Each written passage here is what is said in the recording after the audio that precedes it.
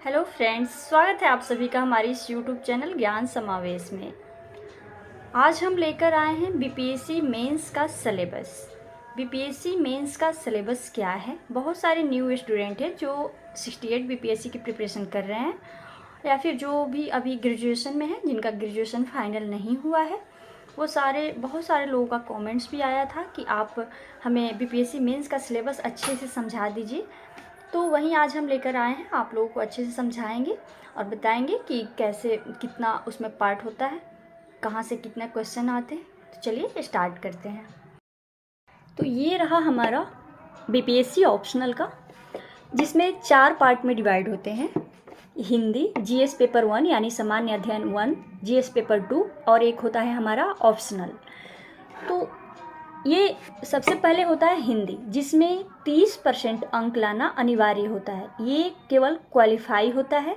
ये 100 नंबर के होते हैं, 100 मार्क्स के होते हैं ये, और इसमें 30 नंबर लाना ही लाना है, तभी जाके आपका आगे ये इन सब का आपका कॉपी जांच होगा। तो ये हमारा इसमें 100 नंबर में 30 नंबर का निबंध आ जाता है। उसके बाद व्याकरण आते हैं, वाक्य आता है और कुछ शब्द संक्षेपण करने को आते हैं। तो ये तो हमारा रहा हिंदी। तो ये जो हिंदी का जो क्वेश्चन का पेपर होता है वो उतना हार्ड नहीं होता है, बिल्कुल ही ईजी होता है। यदि हम जो 7, 8 या 9th में पढ़े हुए हैं हिंदी, बिल्कुल उसी के जैसा होता है। तो ये इसके लिए ज़्यादा चिंता करने की कोई ज़रूरत नहीं है। ये हम एग्ज़ाम के 10 दिन पहले भी पढ़ते हैं, बस हमारा हो जाता है इसका प्रिपरेशन। तो ये हिंदी में कोई उतना बात नहीं है। ये हमारा बस 30% ला देना है, क्वालिफाई होता है। इसमें नंबर इसमें जोड़ा नहीं जाता है। उसके बाद आता है हमारा GS paper 1, GS paper 2, optional. ये तीनों 300 अंक के होते हैं और तीनों 3 घंटे इनका एग्ज़ाम लिया जाता है। तो ये हमारा पहले हुआ जीएस पेपर 1, जिसके बारे में हम बात करेंगे अभी। जीएस पेपर 1 में 3 सब्जेक्ट होते हैं। एक होता है हिस्ट्री, जो कि 3 पार्ट में बटा भी हुआ रहता है, जैसे ग्रुप ए, ग्रुप बी और ग्रुप सी। तो हिस्ट्री में एक रहता है, एक होता है करेंट, एक होता है सांख्यिकी यानी कि स्टैटिक्स। हिस्ट्री में क्या पूछता है जीएस पेपर 1 में? तो हिस्ट्री जैसे कि बिहार का कल्चर, बिहार की संस्कृति और सभ्यता से क्वेश्चन रहते हैं, और भारत का इतिहास, आधुनिक भारत का इतिहास से क्वेश्चन 2 पार्ट में हिस्ट्री से क्वेश्चन रहते हैं। भारत की कला और बिहार की कला और संस्कृति और भारत का आधुनिक भारत का इतिहास, यही 2 से क्वेश्चन रहते हैं। जैसे बिहार की कला और संस्कृति में ये क्वेश्चन रहता है कि पाल कला क्या है, पाल कला की विशेषता है, मौर्य कला, पटना कलम, ये 3 क्वेश्चन मोस्ट इंपॉर्टेंट रहते हैं। और आधुनिक भारत से जैसे कि गांधी जी नमक सत्याग्रह से पूछ दिया, 1857 की क्रांति, ये सब यहाँ से यदि आप क्वेश्चन बैंक देखेंगे तो आपको समझ में आ जाएगी। तो यहाँ से हिस्ट्री के क्वेश्चन हुए, जिसमें 6 क्वेश्चन देता है और हमें उसमें से केवल 3 का जवाब देना रहता है। तो ये हुआ हमारा हिस्ट्री का पेपर। उसके बाद उसमें ग्रुप बी रहता है, उसमें रहता है करेंट अफेयर। करेंट अफेयर में राष्ट्रीय और अंतर्राष्ट्रीय दोनों पूछा जाता है। जैसे कि भारत में जो कुछ भी घटना हुआ है उसको लेकर पूछा जाएगा। और जैसे हमारा शिखर सम्मेलन होता है, ब्रिक्स शिखर सम्मेलन या फिर क्वाड, जो भी हमारा भारत और दूसरे देश से कोई समझौता करता है या फिर कुछ भी, तो वो हमारा हुआ राष्ट्रीय और अंतर्राष्ट्रीय करेंट अफेयर, इसमें पूछा जाता है। या फिर अभी जो योजनाएं भी चल रही है वो भी कभी कभी पूछ देता है। इसमें सूचकांक भी कभी कभी पूछ देता है, उसके बारे में भी। मतलब कि टोटली ये करेंट, ये भी आप यदि प्रीवियस ईयर का क्वेश्चन बैंक देखेंगे तो ये भी आप समझ जाएंगे कि किस प्रकार का करेंट अफेयर हाल फिलहाल में अभी पूछ रहा है। तो इसके लिए आप क्वेश्चन बैंक जरूर देखेंगे। उसके बाद सांख्यिकी की बात आती है, यानी स्टैटिक्स। इसमें 4 क्वेश्चन टोटल करेंट में रहते हैं और 2 हमें आंसर देना होता है। और सांख्यिकी में भी 4 क्वेश्चन पूछे जाते हैं, उसमें से हमें 2 का आंसर देना होता है। तो सांख्यिकी टोटल 72 नंबर के होते हैं। इसमें 2 क्वेश्चन रहते हैं, 2 क्वेश्चन हमें लिखने होते हैं 4 क्वेश्चन में। ये 72 नंबर, यदि हम सांख्यिकी टोटल हमारा सही हो जाता है तो हमें 72 में 72 टोटल अंक मिल जाते हैं। तो ये उतना कोई हार्ड नहीं रहता है। यदि आप बैंकिंग का प्रिपरेशन कर रहे हैं या फिर रेलवे एसएससी का, तो आप आराम से बना लेंगे सांख्यिकी। जो आप देखे होंगे, जो आप रेलवे के एग्जाम दिए होंगे, तो ऐसे करके डाटा इंटरप्रिटेशन ऐसे इसमें दिया रहता है, इतना परसेंट इसमें, इतना परसेंट ये किया तो इसमें कैसे, इसी टाइप का रहता है। या फिर एक इस टाइप का ऐसे करके उसके ऊपर, या फिर डंडा लेख टाइप का ऐसे करके भी एक रहता है। इस तरीके का फिगर दिया रहेगा और उसमें आपका परसेंटेज निकालने को दिया रहता है। ये भी आप प्रीवियस ईयर का क्वेश्चन बैंक देखेंगे तो आपको समझ में आ जाएगी कि किस टाइप का रहता है DI।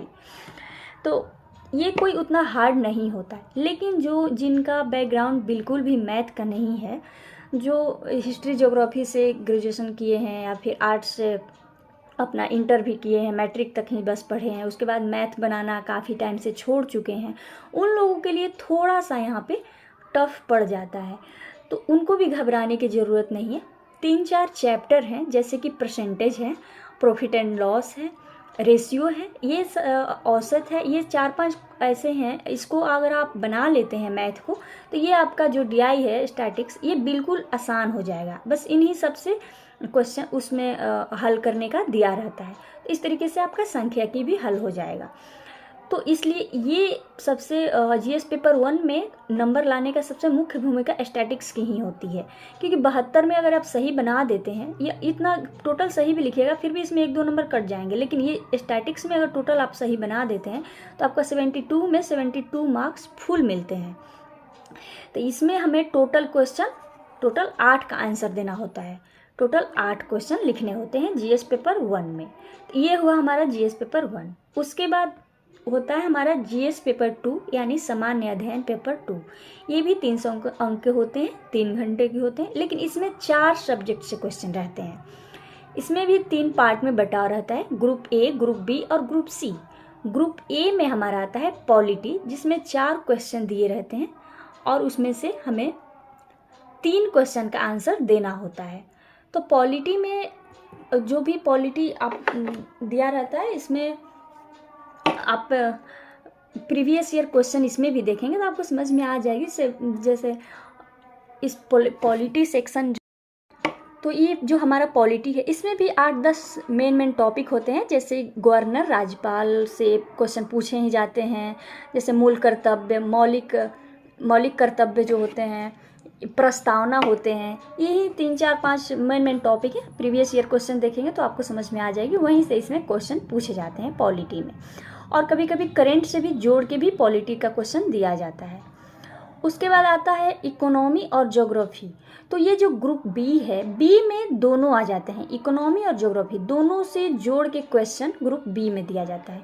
कभी कभी ऐसा भी देखा गया है कि एक ही प्रश्न में इकोनॉमी का भी और ज्योग्राफी दोनों का क्वेश्चन दिया रहता है। ये टोटल इकोनॉमी ज्योग्राफी दोनों मिला करके ग्रुप B में 4 क्वेश्चन रहते हैं, उसमें से हमें 3 लिखने होते हैं दोनों मिला करके। और इसमें क्या है कि ये बिहार से रिलेट करके ज़्यादातर देता है। इकोनॉमी जैसे कुछ ऐसे टॉपिक हैं जो कि हमारा इकोनॉमी में भी आ जाते हैं और ज्योग्राफी में भी आ जाते हैं, तो ये बिहार से रिलेट करके भी देता है। जैसे बाढ़, सूखा, जो भी आपदा है हमारे बिहार में आता रहता है, वो ज्योग्राफी से रिलेट कर देता है, मिट्टी, ये सब। और भूख, जो इकोनॉमी है, हंगर, जो भी भूख, वो खाद्य सूचकांक जो होता है, तो वो सब। कृषि हमारा ज्योग्राफी का भी पार्ट हो जाता है, इकोनॉमी का भी पार्ट हो जाता है। इस तरीके से इकोनॉमी और ज्योग्राफी का क्वेश्चन देता है। तो ये हमारा ग्रुप B में 4 क्वेश्चन पूछेंगे, 3 का आंसर देना है। उसके बाद बात आती है साइंस एंड टेक्नोलॉजी की। तो ये जो साइंस है, ये हमारा जैसे हम PT में देते हैं फिजिक्स, केमिस्ट्री, बायो, वैसा क्वेश्चन यहाँ पे नहीं रहता है। ये टेक्नोलॉजी का क्वेश्चन रहता है। जैसे कि अभी जो भी स्मार्ट सिटी है, तो स्मार्ट सिटी को विकसित करने में हमारा साइंस का क्या भूमिका है, इस टाइप का क्वेश्चन रहेगा। व्यवहारिक साइंस का क्या रोल है, इस जो भी क्वेश्चन दे दिया गया उसमें साइंस का क्या रोल है, अभी जो फिलहाल में साइंस कितना विकसित हुआ उस बारे में ये क्वेश्चन देता है हमें। तो इसे हमें समझ के लिखना होता है ये। या फिर दे देगा जो भी हमारा इसरो है, DRDO है, उनमें अभी फ़िलहाल में क्या अचीवमेंट किया है उन्होंने, ये सभी क्वेश्चन यहाँ पे देता है। तो ये हो गया। इसमें भी 4 क्वेश्चन रहेंगे, लेकिन इसमें हमें 2 का ही आंसर देना होता है। तो 3 3 6 2 8, इसमें भी टोटल 8 का हमें आंसर देना होता है। उसके बाद बात आती है ऑप्शनल की, जो वो भी 3 घंटे का होता है और 300 अंक के होते हैं। लेकिन ये तो 36 ऑप्शनल, शायद 33 या 36 ऐसे ही कुछ है, शायद 36 ऑप्शनल रहता है, उसमें से हमें एक चूज करना होता है अपना, और उसी का एग्ज़ाम होगा। तो ये सबका अपना अपना ऑप्शनल होता है। तो इस तरीके से ये हमारा BPSC मेंस का सिलेबस है। आई होप हम आपको समझाने में सफल हुए होंगे, आपको अच्छे से समझा सके होंगे।